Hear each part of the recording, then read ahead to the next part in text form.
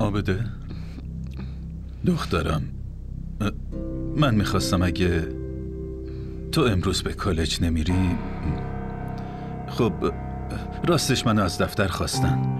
دایه اینم هنوز نیومده. رفتنم به دفتر خیلی مهمه.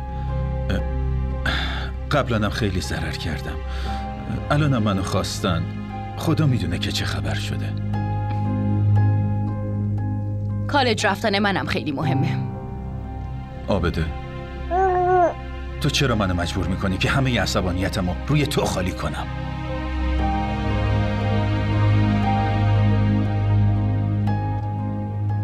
اینو اینجا نذارین، ببرینش داخل. من از این اصلا خوشم نمیاد. تو چه جور خواهری هستی؟ من تا کی باید اینو پیش غریبه ها بذارم؟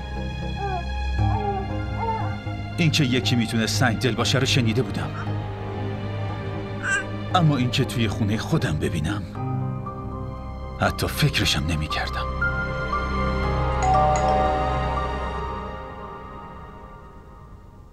دایه پسرتون اومد. خب خدا را شکر، حداقل از عصبانیتتون نجات پیدا کردم.